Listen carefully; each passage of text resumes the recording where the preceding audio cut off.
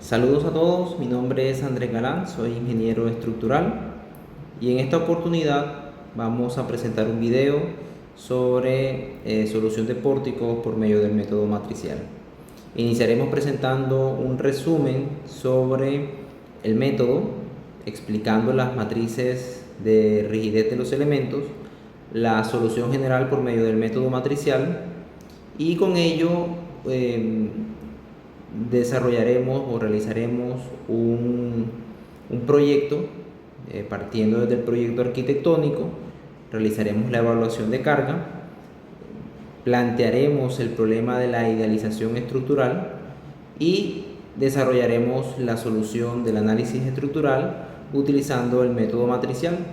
Para ello utilizaremos como herramienta de solución Excel, que es una herramienta que nos parece está al alcance del manejo de todos los estudiantes de ingeniería civil.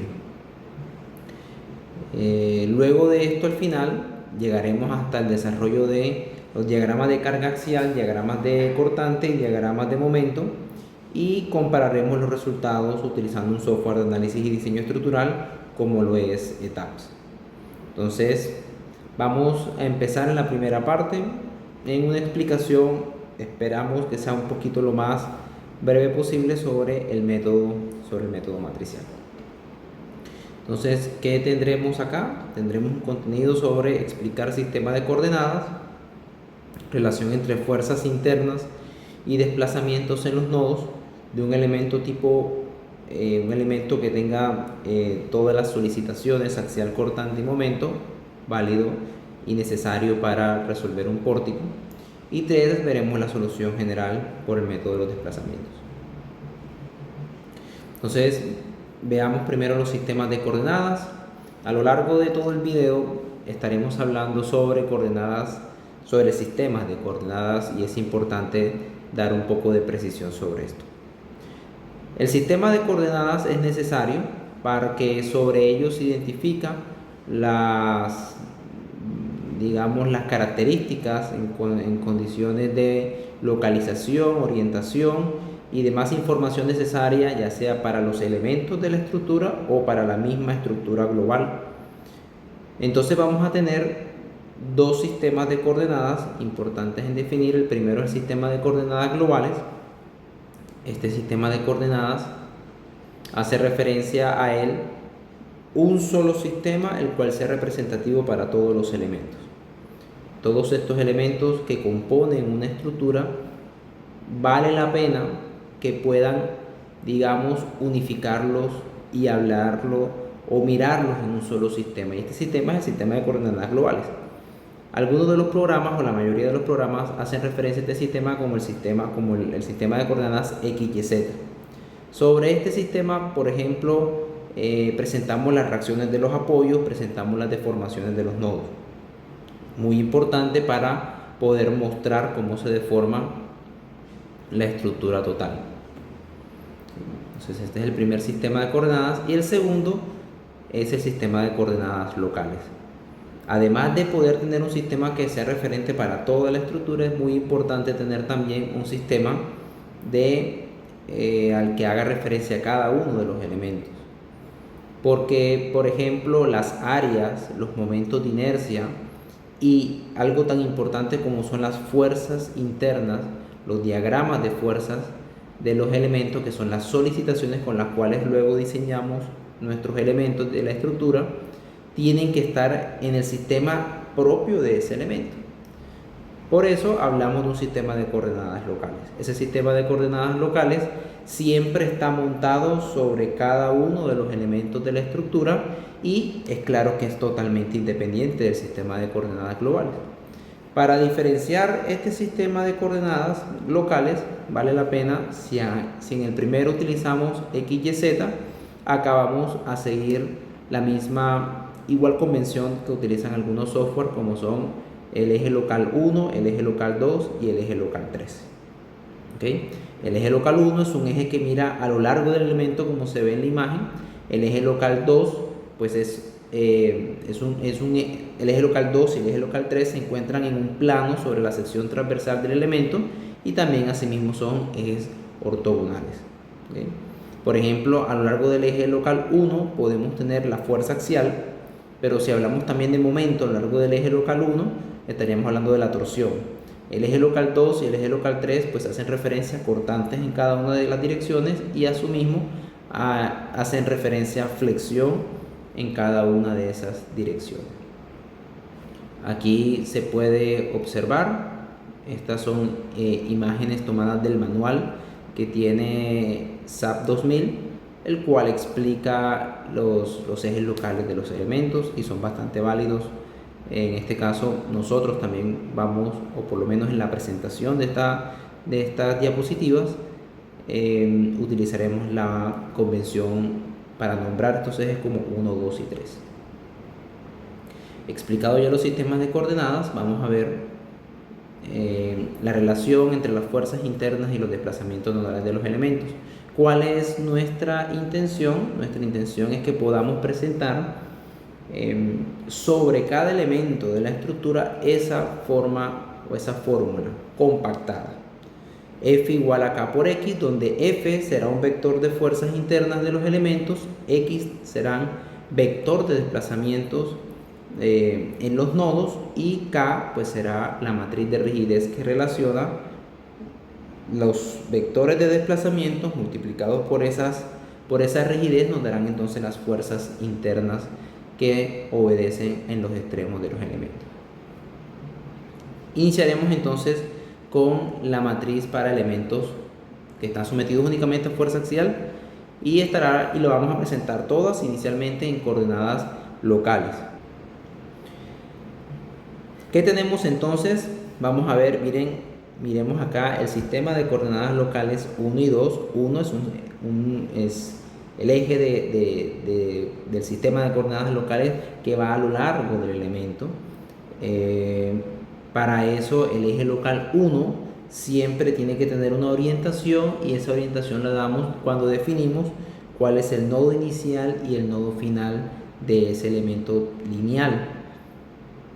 Por ejemplo, en ese elemento que tenemos ahí tenemos el nodo I o J y su orientación va de I a J, por eso el eje local 1 tiene la orientación que se ve allí. Y el eje local 2, como estamos trabajando únicamente todo este ejercicio en 2D, será un eje ortogonal que obedece o abre según la regla de la mano derecha, será una convención que vamos a manejar de aquí en adelante. ¿Qué tenemos o qué deseamos? Deseamos relacionar estos desplazamientos que están acá. Para cualquiera de los desplazamientos, cualquier elemento que tenga desplazamientos axiales en el nodo I y en el nodo J, pues nosotros también saber cuánto deben ser las fuerzas internas que deben estar en cada uno de los extremos de los elementos.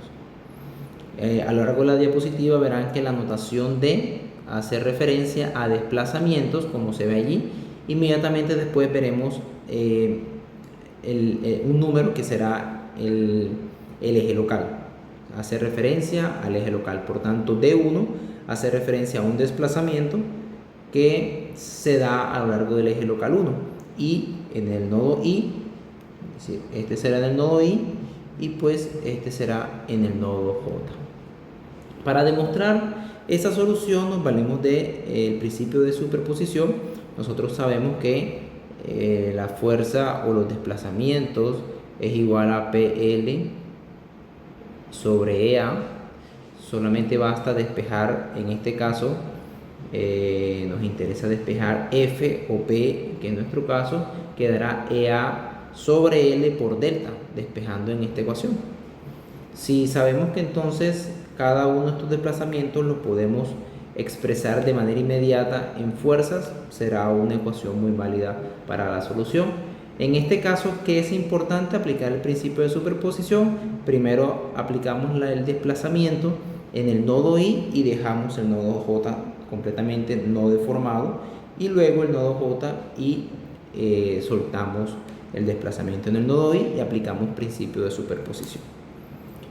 Esto nos dará esta matriz que tenemos acá, en la cual si yo pudiese conocer los desplazamientos que tiene un elemento dentro de un pórtico o de cualquier sistema estructural, pero que solamente tenga desplazamientos axiales, si yo conozco el desplazamiento a lo largo del eje local 1 y a lo largo eje local 1 en I y en J, al colocarlo en este vector, conociendo esta matriz de rigidez, que esta matriz de rigidez, como se puede observar, solamente tiene como datos las características del material, la geometría del elemento en función de su longitud y propiedades geométricas de su sección transversal, como es el área.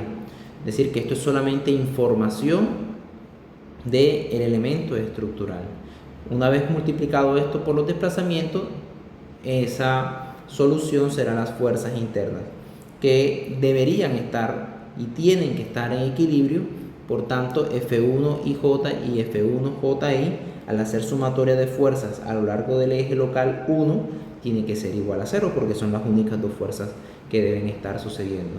Y por tanto, eso dará de que son fuerzas a lo largo del eje local 1, pero tienen que tener direcciones opuestas para que haya equilibrio. Por tanto, o el elemento está a tracción o el elemento está a compresión. Otro segundo solicitación o deformación que pueden presentarse los elementos serían entonces desplazamientos transversales. Estos desplazamientos suceden a lo largo del eje local 2 y giros. Esta solicitación de desplazamientos transversales y giros son completamente válidos y aplicables, por ejemplo, a un sistema de viguetas, en los cuales es claro que en el extremo de los nodos podemos tener giros y podemos tener desplazamientos verticales. La solución para este caso es aplicar nuevamente el principio de superposición, aunque en este caso puede ser un poquito más largo. ¿Qué debemos tener? Soltar, por ejemplo, el desplazamiento D de desplazamiento a lo largo del eje local 2 en el nodo I, y de manera inmediata dejar todos los demás deformaciones que quiero analizar para este elemento quietas, ¿okay? o no se presentan.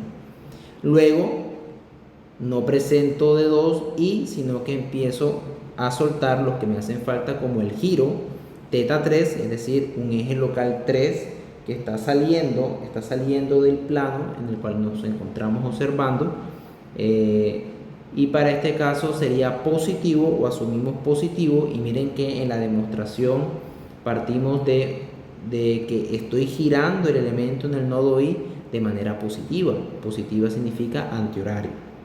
Lo mismo sucede en el nodo J. Pero entonces la solución sería aplicar el principio de superposición, y esto básicamente lo podemos solucionar por las ecuaciones de ángulo de giro y de flexión, o pendiente de flexión, que nos dan los giros, los momentos en los extremos de los elementos dado unos giros, y también sabemos cuánto será el momento dado un desplazamiento relativo del nodo J con respecto al nodo I, y solamente aplicamos sumatoria de fuerzas y sumatoria de momento para transformar estos momentos y terminar de calcular los cortantes, que nos lo da el método de ángulo de giro de flexión.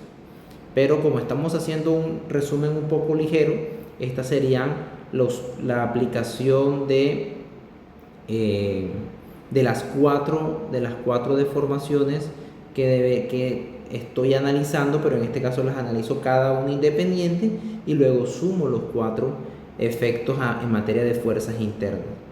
¿Okay? Entonces, al sumar cada uno de ellos me queda esta matriz, que es una matriz de 4×4, porque serían 4 deformaciones en el extremo de los elementos, es decir, desplazamiento perpendicular a lo largo del eje del elemento, es decir, a lo largo del eje local 2 en el nodo I, giro en el nodo I, y también las 2 deformaciones en el nodo J. Esta matriz, que también hace referencia solamente a materiales, longitud, geometría del elemento, con ello solamente se puede construir la matriz de rigidez, y por tanto obtengo fuerzas internas del elemento. ¿Qué nos quiere decir esta ecuación? Que si yo pudiese conocer los desplazamientos en coordenadas locales de mi elemento, inmediatamente podría entonces conocer las fuerzas internas. ¿Okay? Por ejemplo, si yo pudiera medir, tuviese las herramientas para medir con un nivel de precisión adecuado cuánto se deforma un elemento que está dentro de un sistema estructural y ese elemento tiene desplazamientos a lo largo de los ejes locales 2, es decir, perpendiculares del eje del elemento, y tiene giros, y yo conozco esa sección, conozco el material, conozco la longitud, pues inmediatamente sé cuántas son las fuerzas internas. El problema es que no los podemos medir y no es la forma del enfoque que utilizamos en estructuras. Ya con esto utilizamos la solución general por el método matricial y también podemos calcular esas deformaciones, pero esta es la idea, ¿no? Esa es la idea de lo que yo pudiese hacer si conociera los desplazamientos que tiene cada pieza o cada elemento estructural de mi estructura.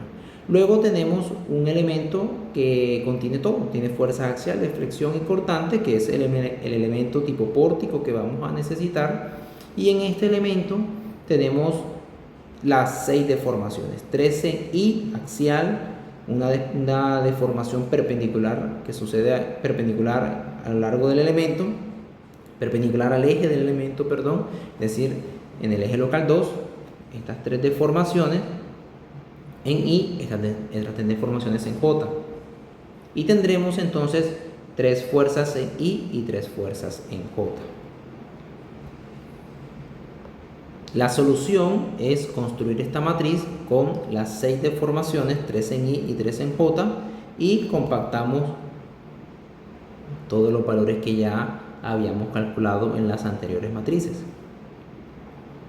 Estos, recordemos, son en el nodo I, miren el subíndice, en el nodo J, y estas serían fuerzas de I a J y fuerzas de J a I.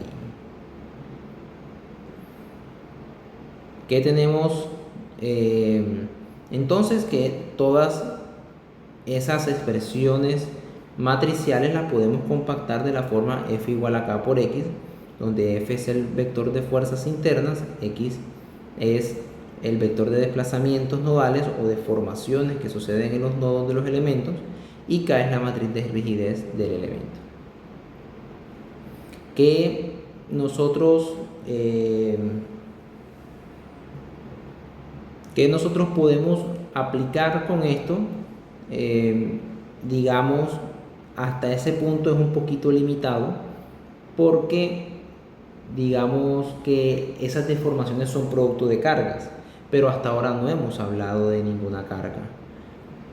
Y la realidad es que nuestros elementos en las estructuras sí están cargados, pero solamente hemos relacionado desplazamientos que suceden en los extremos de los elementos con fuerzas internas.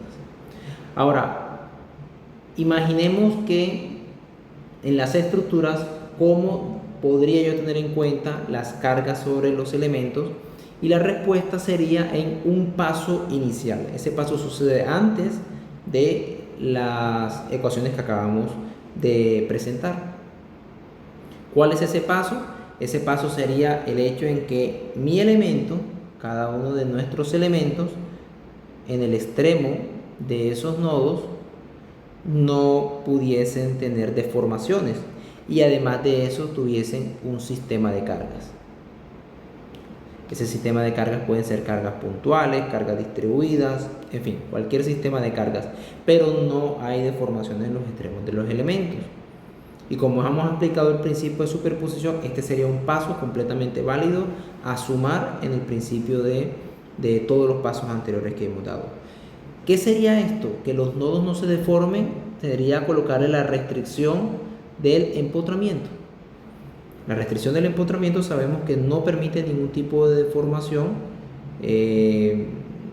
no hay ningún tipo de desplazamiento, no hay ningún tipo de giro, entonces digamos que este tipo de viga doblemente empotrada representa muy bien lo que queremos o lo que deseamos tener en cuenta, y es un instante antes de que sucedan todos los desplazamientos o todas las deformaciones en los extremos de los elementos.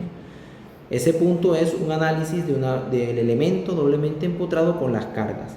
Lo que sucede a continuación es, pensemos en que este elemento está doblemente empotrado con un sistema de cargas sobre él, pero en un instante de tiempo inicial muy corto, están las cargas, pero no han sucedido los desplazamientos en los elementos aún. Eso es un instante en el cual suceden todos los elementos de una estructura, si lo queremos ver de esa manera. Es decir, tenemos cargas, elementos no deformados, y lo que estamos ahí, lo que debería estar sintiendo los elementos en ese punto es la solución o las solicitaciones del extremo de haber analizado como si fuera un elemento doblemente empotrado. Sin embargo, es claro que las deformaciones vendrán eventualmente y rápidamente la respuesta estructural se dará y empezarán a suceder deformaciones mínimas, pero empezarán a suceder. En el momento que sucedan estas deformaciones, inmediatamente estamos pensando que debemos ver en las matrices que ya vimos de los sistemas de matriz de rigidez que relacionan vector de desplazamientos o de deformaciones en los elementos y nos dan inmediatamente esas fuerzas internas. Entonces lo que hacen es que alteran o modifican la fuerza interna inicial producto de un vector o de un elemento, doblemente empotrado. Entonces, ¿qué es lo que deberíamos tener en cuenta? Una tabla como esta que estamos viendo en pantalla, donde ya se han solucionado o existen diferentes casos de elementos doblemente empotrados con su solución. Luego de eso, lo que tenemos es que además del sistema F igual a K por X, pues tenemos entonces un vector de fuerzas del elemento analizado como si estuviera doblemente empotrado. Ese vector es el que nos tiene en cuenta las cargas sobre los elementos, y a ese vector de solicitaciones de haber resuelto nuestro elemento doblemente empotrado le tenemos que sumar entonces el vector de fuerzas, que es la sumatoria de todas esas alteraciones en materia de fuerzas internas producto de las deformaciones que suceden en el extremo del elemento, que nos darán entonces al final mi vector de fuerzas internas total, que va a ser el vector que tenga en cuenta las cargas y además las deformaciones en los extremos del elemento. Que tendríamos una estructura como esta para un elemento solamente sometido a cargas axiales. En este caso sería para un elemento tipo viga con desplazamientos a lo largo del eje local 2 y giros. Y por último tendríamos este, que sería el más grande para el caso de un elemento con fuerza axial, fuerza cortante y momento. ¿De acuerdo? Sin embargo, ¿qué nos interesaría a nosotros? A nosotros nos interesaría saber, digamos, plantearlo o no observarlo en sistema de coordenadas locales, sino que por un momento pensemos que necesitaríamos observar esto en un sistema de coordenadas globales. Para eso basta con hacer una transformación de unas coordenadas a otras, es decir, dejar de ver las fuerzas a lo largo del eje local 1 y 2 y verlas entonces a lo largo del eje local XZ. Convenientemente lo hemos dibujado inclinado, ¿okay? para que quede planteado de manera general. Típicamente en elementos tipo porticados de nuestra construcción tenemos o vigas, que serían los elementos horizontales, y columnas, que serán los elementos verticales. Entonces valdría solamente la pena dibujar siempre elementos horizontales y elementos verticales, pero podríamos desarrollarlo igualmente para cualquier inclinación. Por eso hemos colocado el ángulo de inclinación del elemento. Luego entonces lo que deseamos es las fuerzas presentadas como un vector a lo largo del eje local 1 y 2, las quiero transformar cuánto aporta F1 y F2, pero mirando en otro sistema de coordenadas, que sería en este caso Fx y Fz. Hemos tomado Z como el eje vertical. Para esto solamente necesitamos estas operaciones de trigonometría e inmediatamente sabemos cuánto serían las fuerzas en coordenadas globales. Luego lo que podríamos hacerlos es escribirlo de una manera matricial y por medio de vectores con fuerzas en coordenadas locales, una matriz que pues lo que hace es convertir coordenadas locales a coordenadas globales. Las fuerzas no han cambiado en magnitud. Lo que han cambiado, como las fuerzas por definición son vectores, lo que están ahora es orientadas o miradas sobre otro sistema de coordenadas, que sería el sistema de coordenadas globales. Eso es lo que hemos realizado. Más adelante vamos a ver por qué convenientemente se puede presentar de esa manera. Igual sucede para los desplazamientos. Puedo transformar los desplazamientos, que también son vectores, porque tienen una magnitud y tienen una dirección. También lo multiplicamos por esta matriz de conversión de coordenadas locales a globales, que particularmente en esta presentación yo la he llamado la matriz LG. Algunos textos le darán su propio nombre. Yo le he colocado un nombre que sea rápido de recordar, como la matriz LG de local a global, y me dará entonces desplazamientos no vistos en función del sistema de coordenadas locales que hace referencia al elemento, sino sistema de coordenadas globales. Que tenemos entonces fuerzas y desplazamientos en coordenadas locales multiplicados por una matriz LG, me dan entonces fuerzas y desplazamientos en coordenadas globales. Lo mismo puede suceder si yo quiero ir de coordenadas globales a locales. Lo único que debería hacer es multiplicarlo por la inversa de la matriz LG, y hay una particularidad en esta matriz, es que de álgebra lineal sabemos que esa matriz tan particular,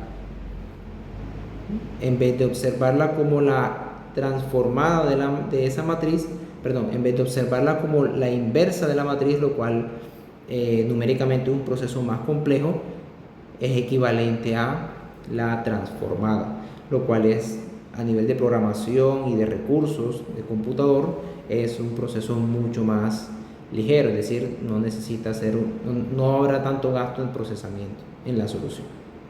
¿Qué deseamos ahora o qué nos gustaría ahora? Y veremos inmediatamente más adelante. Tener desplazamientos en coordenadas globales, porque los desplazamientos que suceden en la estructura son en coordenadas globales, se presentan en coordenadas globales. Y yo quisiera ver entonces fuerzas en los elementos, pero también en coordenadas globales. Para eso, pues solamente conviene hacer una presentación, una deducción, en la cual tengo fuerzas en coordenadas globales multiplicada por la matriz LG, me da fuerzas en coordenadas globales.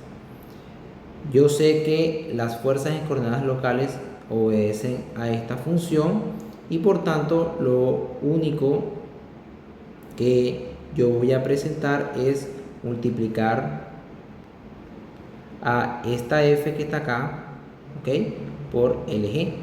¿De acuerdo? Básicamente es esto que está aquí, lo he presentado y lo estoy multiplicando por LG. Yo sé que al multiplicar las fuerzas internas en coordenadas locales, pero expresadas como K por X más C, multiplicadas por LG ahora, me darán las fuerzas en coordenadas globales. Luego, lo que deseo es tener, recordemos, fuerzas en coordenadas globales en función de desplazamientos o deformaciones en coordenadas globales también. Por tanto, tendré que hacer una transformación de coordenadas locales a coordenadas globales. Miren que esto está aquí en coordenadas locales. A continuación lo que quiero es coordenadas globales. Y la transformación también la vimos con la matriz inversa LG, o que es lo mismo con la traspuesta. Siguiendo entonces el desarrollo de aquí en adelante, que es bastante sencillo, solamente es eliminar estos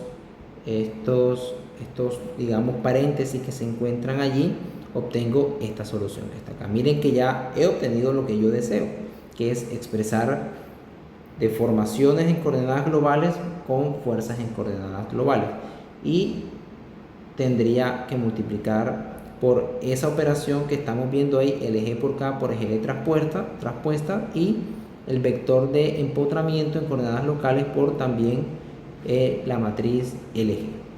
¿Qué obtengo? Obtengo esta estructura un poquito más compacta, que es muy parecida a la que ya habíamos visto, solamente que ahora KG, que es la matriz de rigidez del elemento en coordenadas globales, es igual a la matriz LG por K por LG traspuesta.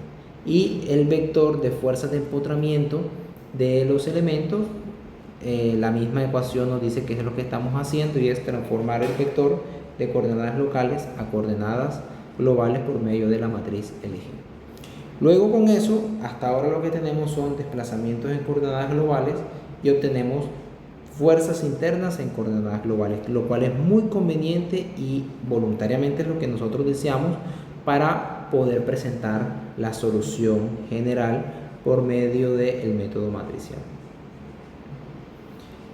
Como nosotros en estructuras lo que hacemos es una conexión de elementos unos con otros, y el medio en el cual utilizamos para conectarlos son los nodos, sabemos entonces que debe existir una interconexión entre estos elementos, y por tanto cada uno de estos elementos comparte un nodo, cuyo nodo va a estar sometido a unas deformaciones. ¿De acuerdo? Si yo hago una lista de todas las posibles deformaciones que puede tener una estructura, sé que por lo menos cada elemento le ha tocado alguno de esos deformaciones que vamos a llamar grados de libertad. Los grados de libertad son los desplazamientos que puede tener la estructura. Yo sé entonces que cada elemento le debe otorgar o se le debe asignar uno de esos posibles desplazamientos. Por tanto, si yo veo este nodo o este nodo que está acá y se deforma, sabemos entonces que se tienen que deformar entonces los elementos conectados a ese nodo también.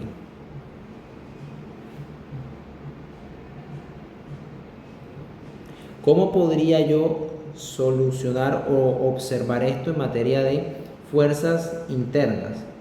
En materia de fuerzas internas, lo que tenemos es lo que estamos haciendo allí es abrir nuestra estructura y observar cada una de las fuerzas internas que hay en ella.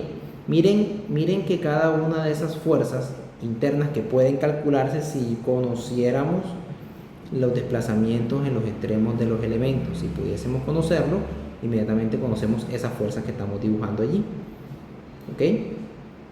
Lo importante que observar es que podríamos construir un sistema F igual a K por X más E de cada uno de los elementos, y esas serían las fuerzas internas, porque tienen que estar representados cada uno. F1 sería un axial, por ejemplo, miren el de este elemento inclinado, F1 sería un axial, F2 sería cortante y M3 sería un momento.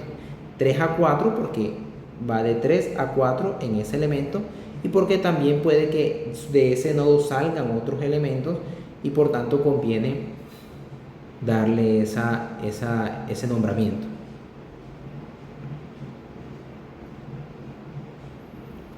¿Qué sería importante para nosotros? Como podemos ver acá, miren por ejemplo que ese nodo, el nodo 3, comparte dos elementos, comparte una viga y comparte un elemento inclinado. Sin embargo, miren que los elementos o las fuerzas internas, de la viga están orientados a lo largo del eje local de la viga, y los elementos del elemento inclinado están también orientados pero a lo largo del elemento inclinado. Por tanto, si yo quisiera pasar por tercera ley de Newton las fuerzas internas que suceden en los elementos, pero pasarlas al nodo por tercera ley de Newton, así como está de manera vectorial, yo no puedo o no sería útil o no podría yo sumar vectorialmente esos dos vectores, porque están a lo largo de ejes locales de cada uno de los elementos.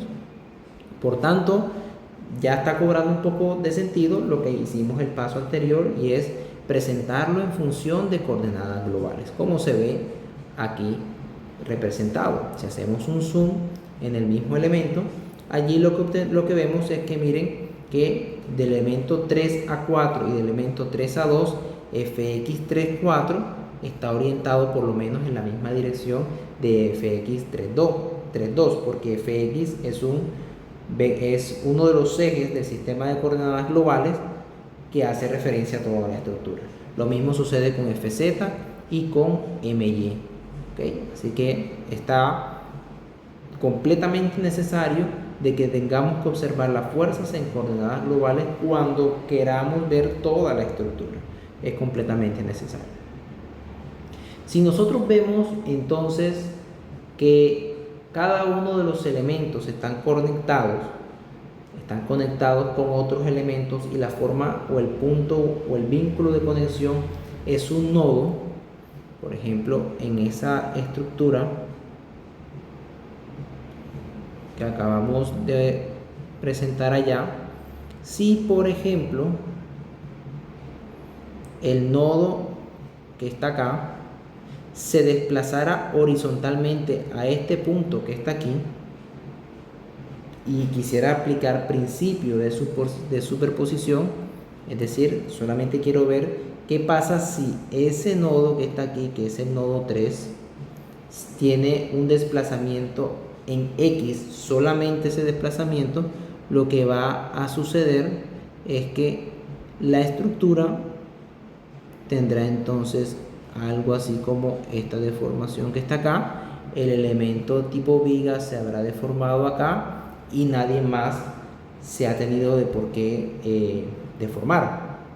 ¿Qué pasaría entonces? Que este elemento que está aquí tendría una deformación en coordenadas globales y este elemento que está aquí también tendría una deformación en coordenadas globales.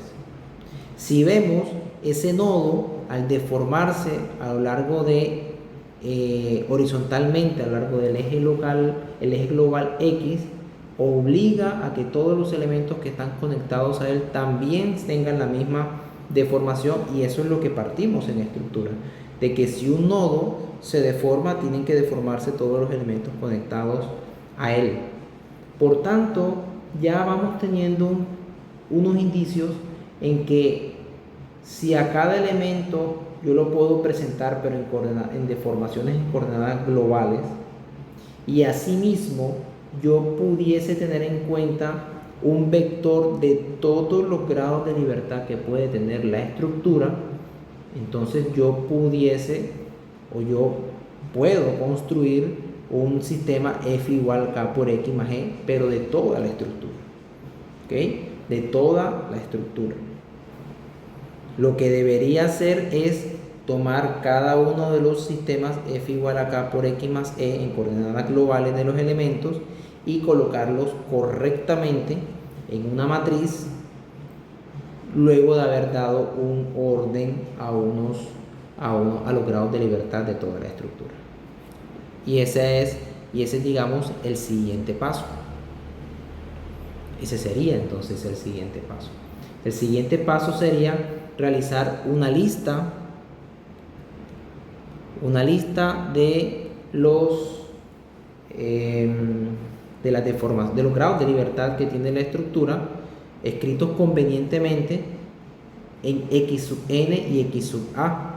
X sub n serían el vector de desplazamiento en los nodos libres, que no los conocemos, de hecho esa es una incógnita, desconocido, y X sub a sería el vector de desplazamiento de los apoyos, que principalmente deberían ser conocidos porque deben ser igual a 0.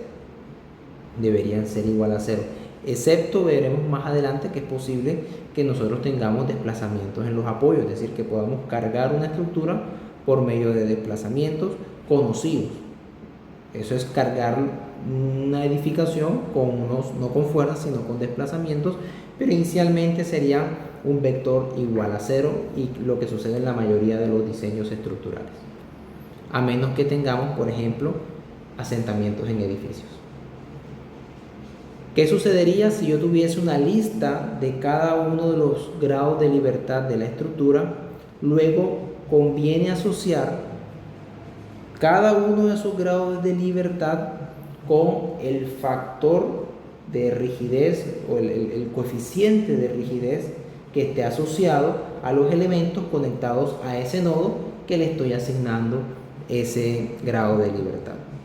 A ese proceso típicamente lo que llamamos es un ensamblaje de la matriz de rigidez de la estructura, que se utiliza y es muy importante para llegar pues claramente a esta estructura. Con esta estructura podemos dejar de verla de esta manera. ¿De qué forma? haciendo las operaciones que convienen. K sub nn por xn,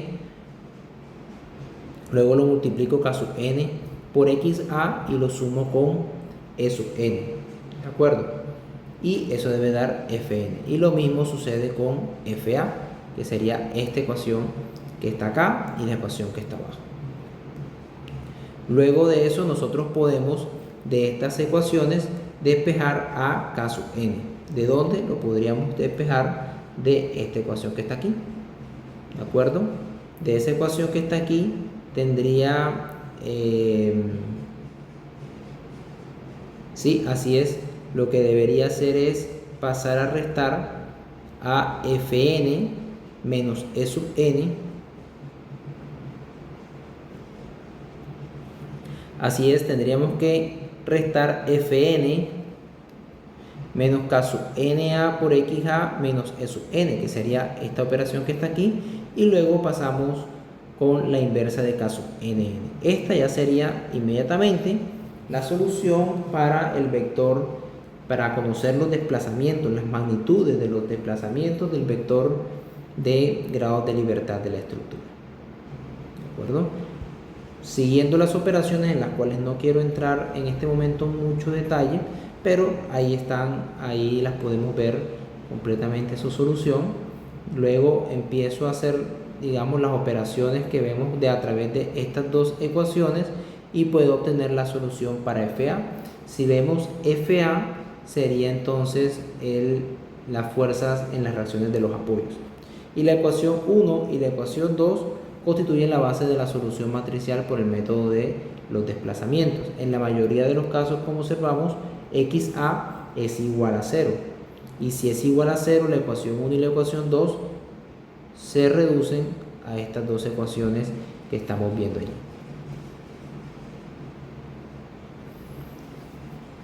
Ya en este punto, en el momento que ya nosotros obtenemos el vector de grados de libertad, de deformaciones de toda la estructura por medio de la solución general del método matricial, lo que debo hacer es asignarle o repartir correctamente cada uno de esos desplazamientos, pero a cada uno de los vectores de desplazamientos de cada elemento, pues claramente en coordenadas globales, porque así los obtuve, y obtener las fuerzas en coordenadas globales también.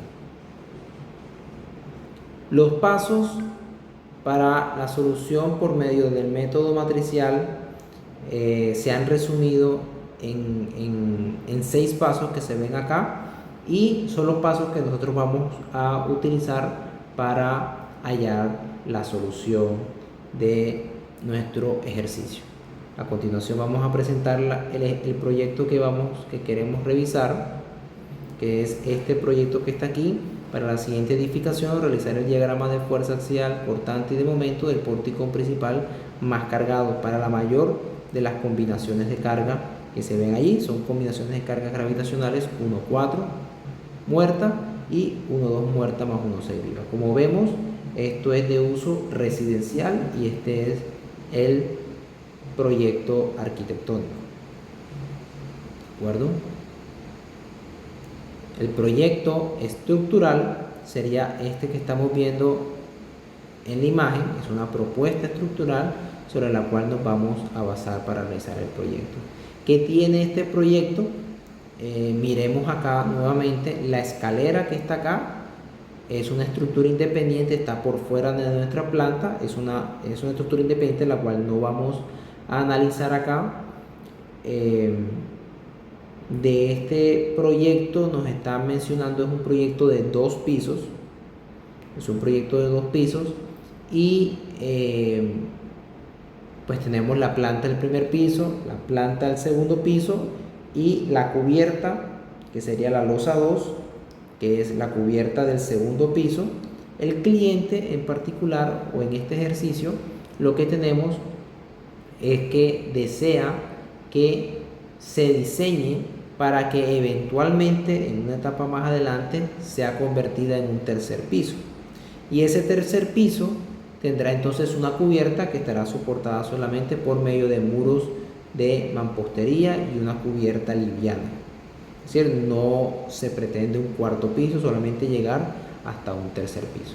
Esta es la planta estructural con un sistema estructural de pórticos resistentes a momento con viguetas solamente en un sentido. ¿Okay? Estas viguetas no tienen riostras, pues no deseamos que sea pensado como un sistema de losas nervadas. Esto solamente es un sistema de vigas cargando vigas, en este caso viguetas, las cuales están siendo cargadas sobre vigas. Y analizaremos cada una de sus cargas donde están ubicadas en la viga. ¿Ok? Entonces aquí vemos una planta de las dimensiones de muros, porque conviene entonces hacer ahora la evaluación de carga de nuestro proyecto. Entonces vamos a empezar a la solución de nuestro problema.